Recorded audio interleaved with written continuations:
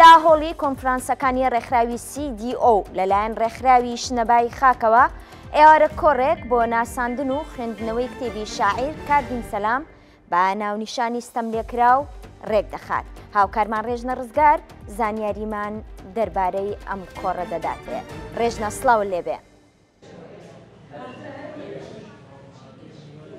بەڵێ سەوسان سلااوان لەبێ و ئەم کاتتان باش جێ خۆشحاڵیە کە لە شاری سلێمانی شاری شاران و شاری ڕۆشنبیری کۆڕ و کۆبوونەوە ئەدەبی و هونەریەکان گرنگیان پێدەدرێت و بەردەوامیان هەیە.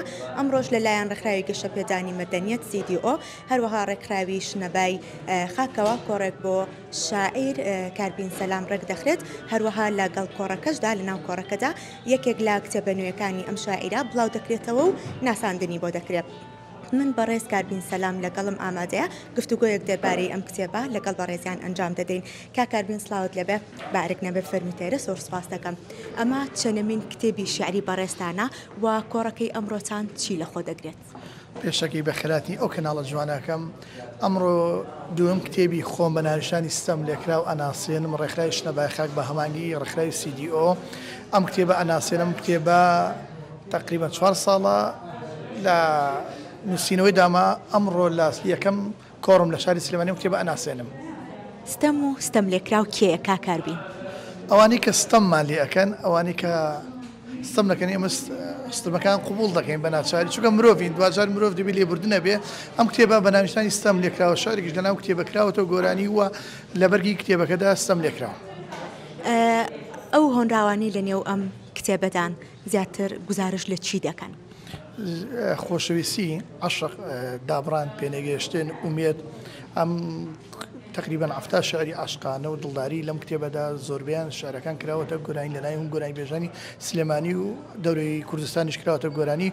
هەموو شارەکان لیریکن لەسەر ستایلی لیریک شار نووسم و بەرهەمی یەکەمیشم هەر لە سلێمانی ناسان لەون شارەکانیش بۆم بەرهەمە کاریان بۆ کردم کە ناسانیم بەرهەمە بڵاوکەمەوە.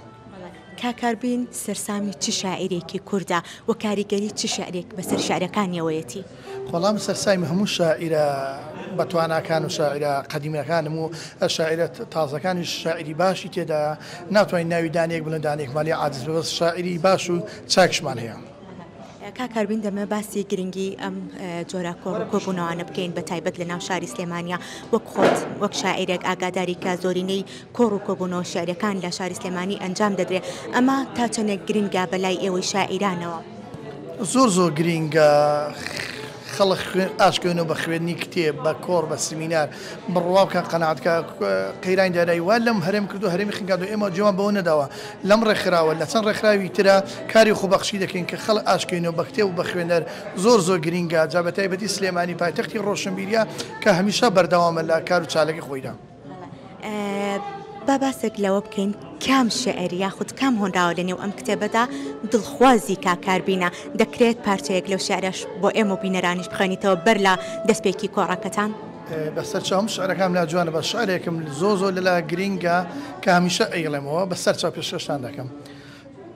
لەو ساتی هاتوویتە ناو ژیانم بووی بە سۆما بۆ چاوانم ژینم سەرتاپە بۆ خۆشی شاد و کامەرانی بۆ دڵی شێتم هەم دەردی و هەم دەرمانی ڕۆژێک نەتبینم نام و سەرگەردانم ئەزانی بێ ئارامم لە ناو خەمە زیندانم.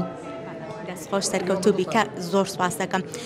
کاربین دوا بەدوای ئەم کۆڕی ئەمڕۆ کە ئەمڕۆ بڕیارە لە شاری سلێمانی ڕێک بخرێت و پاشچەند دقەیەکتر کۆڕەکەتان دەست پێ دەکا. دوا بەدوای ئەم کۆڕی ئەمڕۆ بەنیازن لە هیچ شار و شارۆچکەکانی کوردستان کۆڕی لەم شێوەیە ساز بکرێت و ئەم کتێبە بناسێنرێت؟ لە شاری قەڵازێ ڕانیا هەولێر کارگۆ گەرمیان ئامادەگاریشان کردووە کە ئەم کتێبە بناسێنە بە زۆر ماوە بەروارەکە دیاریکەین و ئەمڕۆ ئەم کۆڕە سەعات 3 دەست پێەکە بە موزیکژەنی حەمید ژەنیار و خاتوو هەنسک هەردووکان موزیکژەنن. دەستان خۆش بێ. با باسێک لە ڕێکخراوەکەی بەڕێستان بکەین. بەڕێستان ڕێکخراوێکتان هەیە بە ناوی شنەبای خاکەوە. پێم خۆشە باس لە هەم کار و چالاکی ڕێکخراوەکەتان هەم پرۆژەی داهاتووی ڕێکخراوەکەشتان بکەین. وڵای کار چالەکی ڕێکخراوە بە سەری ساڵ کۆبوونەوەی حامی ڕێکخراو کۆنگرێگە بەسیم بۆ ڕێکخراو سەرۆک و دەسەی ڕێکخراو دانەمەزین لەوێ لە پیرۆ پرۆگرام 1 ساڵ دیاریەکەن هەموو بۆ خزمەتی کۆمەڵگا جا بە تایبەتی لە بۆنەکان هەشتی مار ڕۆژی گیانی منداڵان بۆ بۆنی بەهارەوە نەورۆز و ئەمانە کار و چالەکی ڕادەگەێنین و دەمەوێت لێرەوە پێزۆر بیرم سێت و باسی ئەم کتێبەت بۆکەم ئەم کتێبە سپۆنسەری ڕێکخراو دیموکراتەکانی یەکێتی بەرچی ئۆنجیۆکان سپۆنسەری ئەم کتێبان کردووە کاک سەرکەوت پێنجوێنی دیزاینە و بەرگی کتێبەکەی بۆ کردومە کاک بارزان تایبی بۆ کردومە مامۆستا فاڕۆق نەقشبەندی مامۆستا فاڕۆق قەرداغی عەفو هەڵەچینین و پێراچوونەوەی بۆ کردو هەروە دکتۆرە بارزان عەلیش هەمان هەڵەچینین و دیزانی بۆ کردومەتەوە. زۆر سپاس بۆ بەڕێز کاربین سەلام شاعیر کە ئەمڕۆ لەگەڵمان ببوورە فەرموو. ئەم کتێبە یەکەم دیارێ بۆ کەناڵی کوردستان کا لێم وەرگرن. کان خۆش بە بەهیوای سەرکەوتن بۆ بەڕێستان کاکاربین سوپاس دەکەم. بەڵێ سەوسان ئەمڕۆ لە ڕێکخراوی گەشەپێدانی مەدەنیەت CDO ناساندن بۆ تازەترین کتێبی شاعیر کاربین سەلام ئەنجام دەدرێت. کۆڕەکە وا ئێستا هاوڵاتیان و بینەران و ئەدیبان لێرە ئامادەیان هەیە و پاشکەمێکی تر کۆڕەکە دەست پێ دەکات. ڕێژنە سپاس بۆ زانیاریەکانت.